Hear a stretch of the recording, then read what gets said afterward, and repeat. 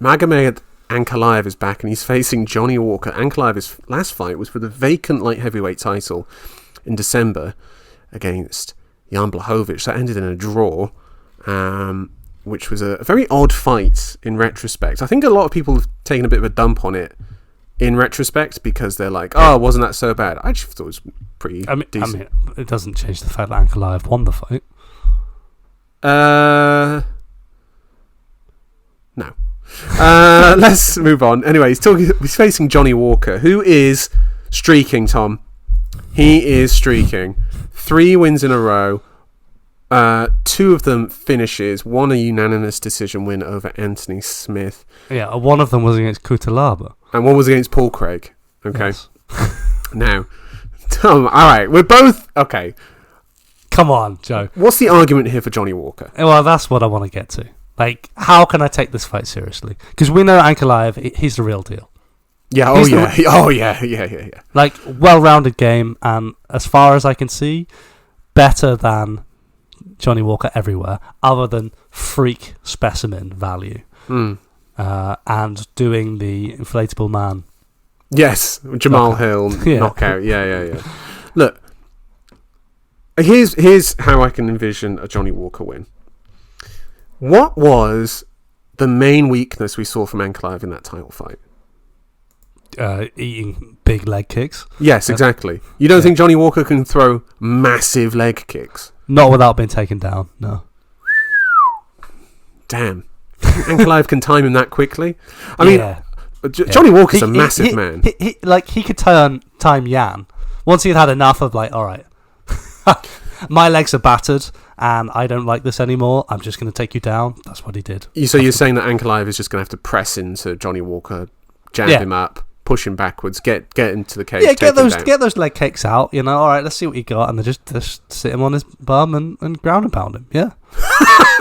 I just can't take this fight seriously. Really? Are you that dismissive of the matchup? Yeah. Wow. I just think Ankalaev's on a different plane to Johnny Walker. So I'm not totally convinced, to be honest, because I can envision Johnny Walker, and also with the takedowns as well. We saw it, Johnny Walker, when he was sort of like throwing those sort of elbows up against the cage from there that really do seem to hurt from him, whereas everyone else, it doesn't seem to have the same impact. Maybe it's because he's a 6'7" giant slab of meat. Johnny Walker is a freak athlete. I don't want to go all Joe Rogan on you here, Joe, but you know, do it. Brain me. He is a freak. Like his knockout over Paul Craig, where Paul Craig is holding one of his legs up. Yeah. And Walker can just generate enough power on one leg to turn through a straight punch. Yeah. And just fold Craig. Yeah. Put his lights out. Yeah. That is an outrageous knockout. That is crazy. Yeah. And that's what we've seen from him his whole career. I mean, the flying knees, just everything. The way he came into the UFC. I mean, it was a different time, but we were ready for John Jones, Johnny Walker. Do you remember that? It was only 3 years ago.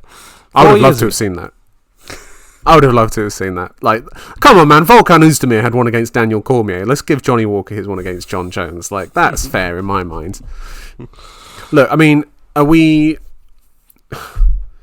You're saying... Are you saying that Johnny... My feelings are clear, Joe. I don't know what more I can say. I want you to try to explain to me what's happened to you. Who did what and when? I don't know what it is about Johnny Walker, man, but he's got like... But are we talking about... Wait, you're saying like some explosive, freakish thing that catches leg kicks, low leg kicks, jab him up, long range jabs, jab to the body, and then knees up the middle, man. They're going to be there for him, and then against the cage, the elbows up against the cage as well from there. And I think we will see quite a significant height disparity. However, I don't think it'll really mean much because I think Ankalaev's going to win this. Height disparity? Okay. No, I think Ankalaev's going to win this. Like, I was just trying to make an argument here, Tom. I was trying to be, devil's advocate for Johnny Walker. Look, the last time I came out so strong in favour of a fighter was Robert Whittaker before. Yes, he got gadooshed by Dricus. So that I have to acknowledge but that. I will say that despite Dricus's obvious flaws, he is surprisingly quite a good game planner. It's just that, when he executes it, it just looks really weird. But then that's part of the charm, isn't it? Anyway, Ankalaev knockout. Yeah, I think the knockout is there for him, but he's not got a great record for finishing. And there is that fear.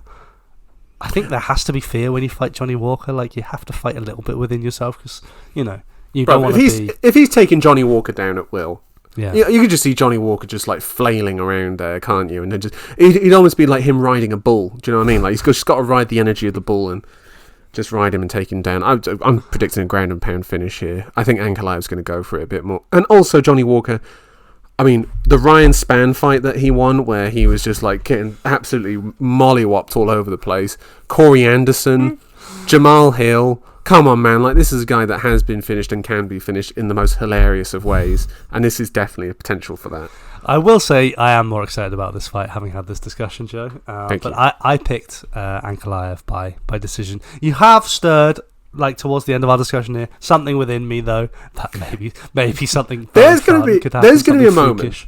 There's going to be a moment where these two guys, they're about to, Mark Goddard's going to like say, right, off you go, and they're going to start walking forward, and you're going to be like, fuck, Joe was right. Like, this is exciting.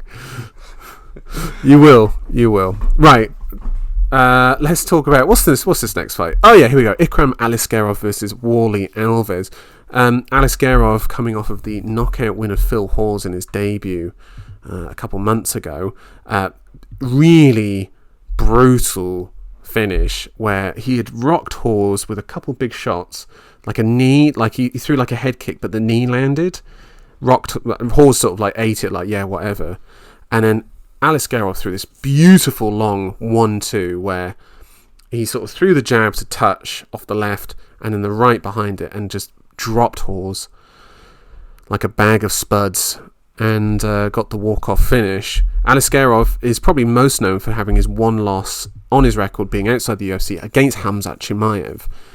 Wally Alves, on the other hand, up and down Brazilian Jiu-Jitsu grappler, hell of a lot of guillotines on his record, up and down in the UFC, losses to Randy Brown and Nicholas Dolby and your boy Brian Barberena, and then wins over, Munir Lazez and Nordine Taleb and Alan Jouban and Colby Covington.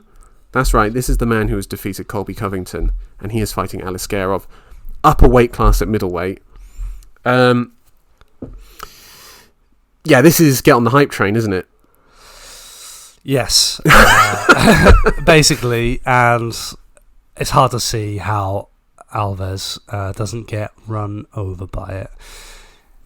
You've gone into Aliskerov's back catalogue a bit before joining the UFC. You mentioned that Chimaev referenced Aliskerov as his hardest fight. Yeah. And that includes the one against Burns. Is he deserving of that kind of praise? Is he that good? Because we don't have a lot to look at. And for me, in that horse fight, he was getting clipped at a fair pace. Oh, yeah. Yeah. And this is, he will get tags quite a lot. I don't think Wally Alves is the guy to really take advantage. Tagging? No. At middleweight, I mean, there are other guys there that I'm like, hell yeah, I'd love to see that. This guy versus Roman Dolidze, I'd have a bit of that. Yeah. Do you know what I mean? Chris Curtis. Oh, yeah, I'd like a bit of that for sure. So, there are more enticing matchups for me. And his brand is a striking Dagestani. Yes, he's one of the punching Dagestanis. We've got a kicking Dagestani in a moment. Yeah. To talk about. But yeah, I think, Wally Alves, upper weight class. This is not, on, by the way, short notice as well, because originally it was supposed to be Nasruddin Imavov versus Aliskerov, which is a fight I would love to see still. I think that could get into some sloppy territory. Yeah, I think that's about all there is to say about this fight. Like, Aliskerov, he's been given this big billing. He's been served Wally here on a platter. So go and paint your canvas. Absolutely. Prodigy. Yeah, Aliskerov by knockout. I've gone decision, Joe. Ooh. And I regret it already. Oh damn. Yeah. God damn.